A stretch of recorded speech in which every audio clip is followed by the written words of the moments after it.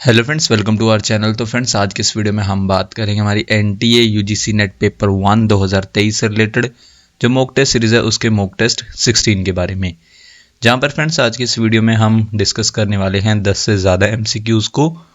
और साथ ही साथ फ्रेंड्स, अगर आप किसी भी गवर्नमेंट एग्जाम की तैयारी कर रहे हैं तो उन स्टूडेंट्स के लिए भी वीडियो काफ़ी हेल्पफुल रहेगी। तो हम डायरेक्ट अपने फर्स्ट क्वेश्चन पर चलते हैं, जहाँ पर आज का हमारा पहला क्वेश्चन है, which one of the following groups contains graphical file extensions, यानी कि इनमें से कौन सा ग्रुप में कंटेन है, शामिल है ग्राफिकल फाइल एक्सटेंशंस। इनमें से फ्रेंड्स वो है option D, BMP, GIF, PNG और रॉ। इन चारों में कंटेन है ग्राफिकल फाइल एक्सटेंशंस, यानी कि ये चारों ग्राफिकल फाइल एक्सटेंशंस हैं, जहां पर फ्रेंड्स बीएमपी यानी कि bitmap image file, GIF file यानी कि graphical interchange format file, PNG portable network graphics और लास्ट में है रॉ इमेज फॉर्मेट। जहां पर फ्रेंड्स इन चारों फाइल एक्सटेंशंस का यूज किसके लिए होता है? ग्राफिक्स के लिए। इसके बाद फ्रेंड्स हमारा नेक्स्ट क्वेश्चन है, question number second, at what frequency does Bluetooth operates, यानी कि ब्लूटूथ किस आवृत्ति पर काम करता है। इनमें से वो फ्रीक्वेंसी है option D 2.402 gigahertz to 2.48 gigahertz. इस फ्रीक्वेंसी पर ब्लूटूथ ऑपरेट करता है। जहां पर फ्रेंड्स ब्लूटूथ क्या है? एक short range wireless technology standard है, जिसका यूज किया जाता है एक्सचेंज करने के लिए डाटा का, किनके बीच में? मोबाइल डिवाइसेस के बीच में, शॉर्ट डिस्टेंसेस के लिए यूज करके किसका? Ultra high frequency, in short UHF radio waves का। और किस फ्रीक्वेंसी के बीच? 2.402 गीगाहर्ट्ज टू 2.48 गीगाहर्ट्ज के बीच। इसके अलावा फ्रेंड्स वाईफाई नेटवर्क्स किस फ्रीक्वेंसी पर काम करता है? ये करता है 2.4 गीगाहर्ट्ज टू 5 गीगाहर्ट्ज फ्रीक्वेंसीज पर। इसके बाद फ्रेंड्स हमारा नेक्स्ट क्वेश्चन है, question number third, dash is the premier database of profiles of scientist और researchers and other faculty members working at leading academic institutions and other research and development organisation involve in teaching and research in India, यानी कि dash Bharat में शिक्षण और अनुसंधान में शामिल प्रमुख शैक्षणिक संस्थानों और अन्य अनुसंधान एवं विकास संगठनों में कार्यरत वैज्ञानिकों और शोधकर्ताओं और अन्य संकाय सदस्यों के प्रोफाइल का प्रमुख डेटाबेस है। इनमें से फ्रेंड्स वो है ऑप्शन ए विद्वान। विद्वान क्या है? एक प्रीमियर डेटाबेस है, यानी कि एक प्रमुख डेटाबेस है किसका? प्रोफाइल्स का। और किन की प्रोफाइल्स का? साइंटिस्ट का, या फिर रिसर्चर्स की, या फिर जो अदर फैकल्टी मेंबर्स है, वर्किंग एट यानी कि काम कर रहे हैं लीडिंग एकेडमिक इंस्टीट्यूशंस में, या फिर अदर जो रिसर्च एंड डेवलपमेंट ऑर्गेनाइजेशन है जो इन्वॉल्व हैं किसमें? टीचिंग और रिसर्च में इंडिया में।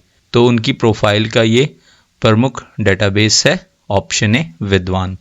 और फ्रेंड्स विद्वान एक एक्सपर्ट डेटाबेस और नेशनल रिसर्चर्स नेटवर्क है, यानी कि विशेषज्ञ डेटाबेस और राष्ट्रीय शोधकर्ता नेटवर्क है। कौन? विद्वान।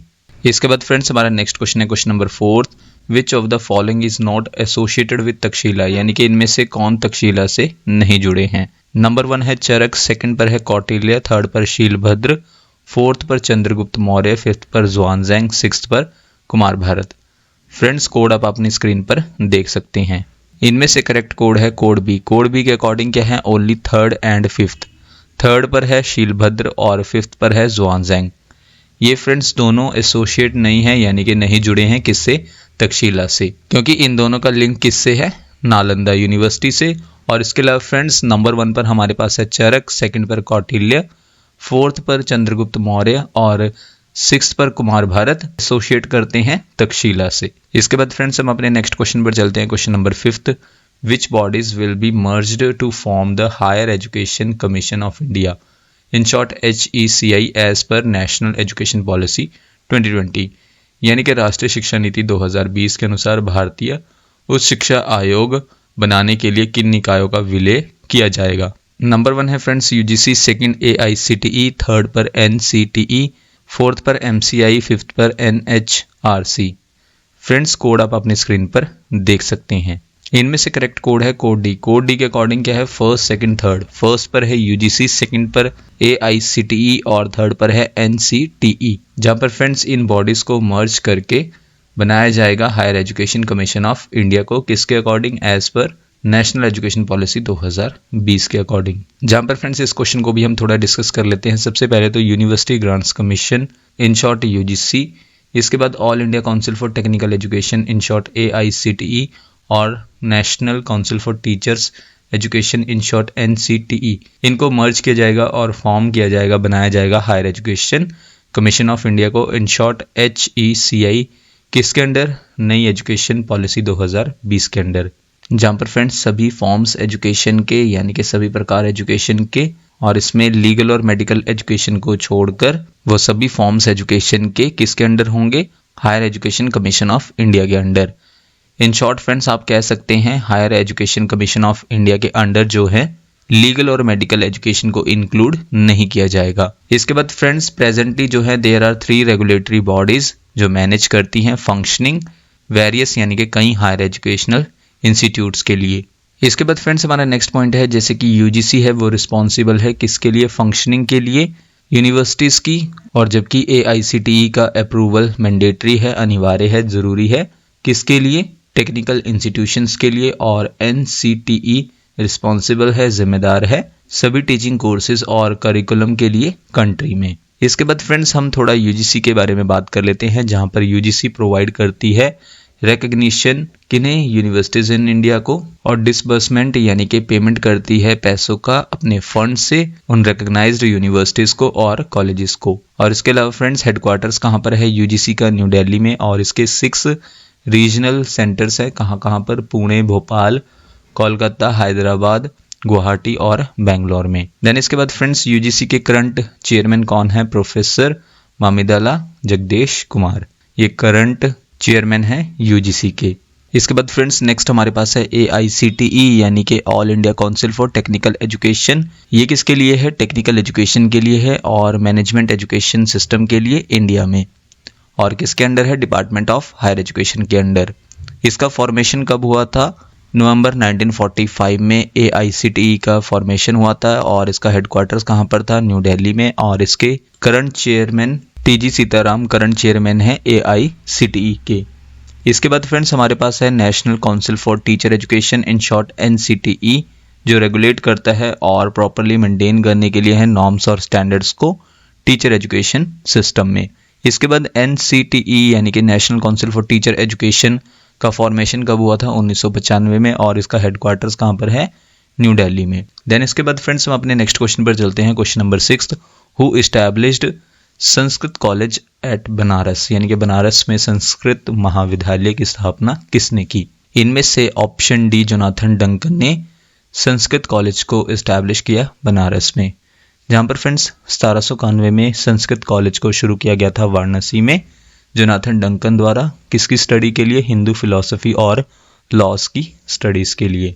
नेक्स्ट क्वेश्चन है question number 7, dash established the Calcutta Madrasa in 1781 for the teaching of Muslim law, यानी कि किसने मुस्लिम लॉ की शिक्षा के लिए 1781 में कलकत्ता मदरसा की स्थापना की?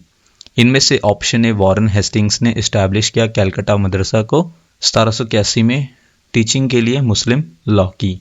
नेक्स्ट क्वेश्चन है question number 8, which of the college in India was set up by the Lord Wellesley for the training of the civil servants of the company in vernacular languages, यानी कि भारत के किस कॉलेज की स्थापना लॉर्ड वेल्सली ने company के civil सेवकों को स्थानीय भाषाओं में प्रशिक्षण के लिए की थी? इनमें से वो कॉलेज था option C Fort William college. Fort William college को सेटअप किया गया था इंडिया में लॉर्ड वेल्सली द्वारा।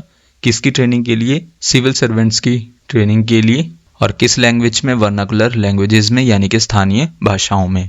नेक्स्ट क्वेश्चन है friends question number 9, which was the world's first university to have residential quarters for both students and teachers, यानी कि छात्रों और शिक्षकों दोनों के लिए आवासीय निवास रखने वाला विश्व का पहला विश्वविद्यालय कौन सा था? इनमें से वर्ल्ड की फर्स्ट यूनिवर्सिटी थी जहां पर रेजिडेंशियल क्वार्टर्स थे दोनों के लिए, स्टूडेंट्स के लिए भी और टीचर्स के लिए।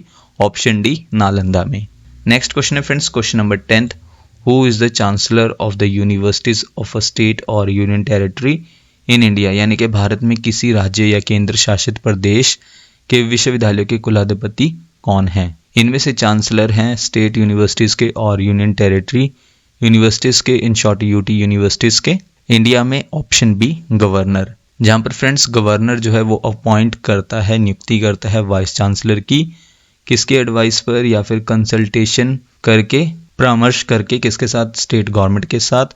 और इसके अलावा फ्रेंड्स चांसलर अपॉइंट करता है हिज और हर नॉमिनीज वेरियस बॉडीज के लिए, जैसे कि senate, syndicate, board of management, selection committee and academic council of the state universities के लिए। इसके बाद फ्रेंड्स आज का हमारा लास्ट क्वेश्चन है, when and where was the first UNFCCC यानी कि United Nations framework convention on climate change conference of the parties COP took place. पहला UNFCCC COP1 हुआ था ऑप्शन डी 1995 में।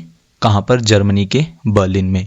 और ये कब से कब तक हुआ था? 28 मार्च से लेकर 7 अप्रैल के बीच 1995 में। कहाँ पर? जर्मनी के बर्लिन में। तो फ्रेंड्स ये थी हमारी आज की वीडियो जिसमें हमने 10 से ज़्यादा MCQs को कवर किया। नेक्स्ट वीडियो फ्रेंड्स आपको जल्दी चैनल पर मिल जाएगी। So thank you friends for watching this video.